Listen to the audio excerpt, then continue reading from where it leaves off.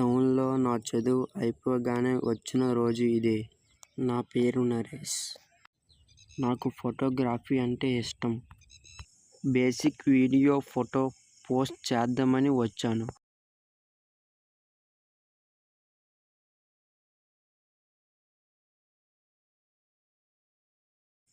ఆహా, ఈ ప్రాంతం ఎంత ప్రశాంతంగా ఉందో.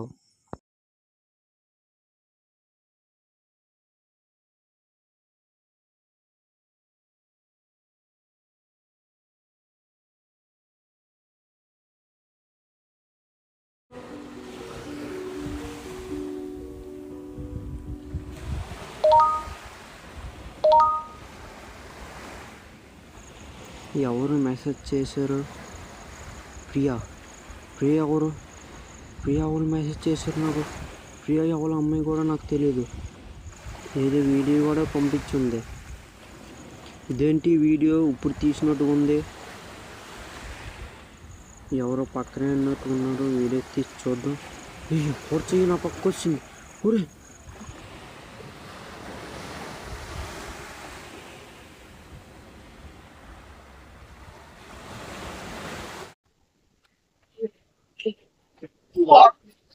ఏంటైందిరా?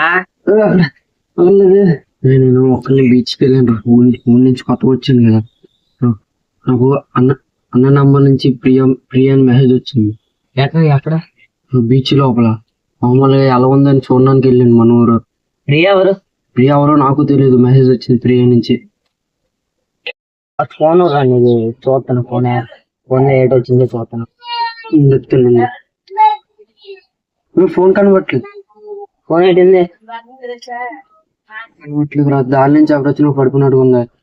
వెళ్దాం పద. రే, నువ్వు ఇటు నుంచి వచ్చావా? బాగా గుర్తు తెచ్చుకో సిట్.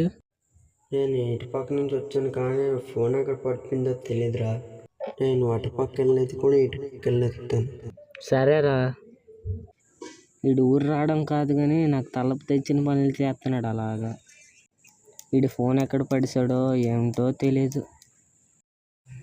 రే, ఫోన్ దొరికింది. రా. ఏంటి నిజంగా ఫోన్ దొరికిందా? అమ్మయ్యా, థ్యాంక్స్ రా ఫోన్ ఎత్తుకున్నందుకు. పద ఇంటికి వెళ్ళిపోదాం. సరే పద, వెళ్ళిపోదాం అయితే. ఫోన్ మళ్ళీ జాగ్రత్త పెట్టుకో.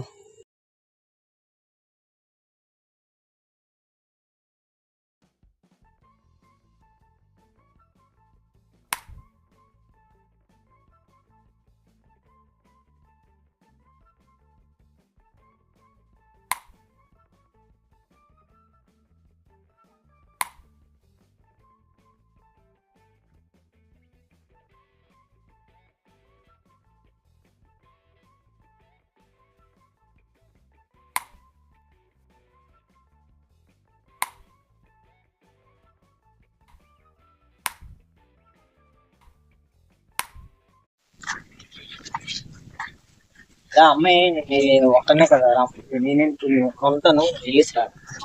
ఎక్కడ ఉంది?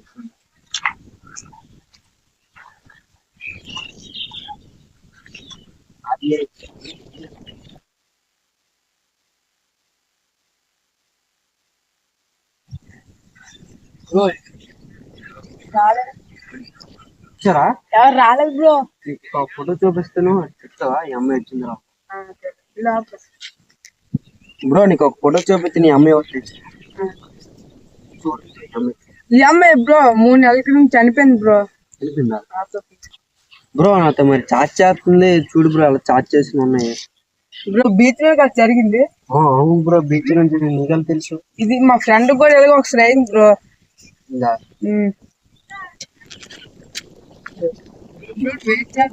ఫోన్ బీచ్ లో పాస్ వచ్చి బ్రో మామూలు షర్ట్ అయిపోతుంది. సరే ఉంటానా? తెలిసి నేర్పిస్తున్నాం అనుకుంటున్నాను. ఫ్రెండ్ కూడా అలాగే జరిగిందండి. చేస్తున్నాను బీచ్ లోకి వెళ్ళడానికి. అమ్మాయి ఫోన్ ఇచ్చిమంటే యాక్టింగ్ మరి ఫోన్ ఇసిరి అయితే ఫోన్ ఇస్తే నా అన్ని పోతాయి. పర్లేదు, దయ్యం పోవాలని మరి నువ్వు అదే చెయ్యాలి. సరేనా?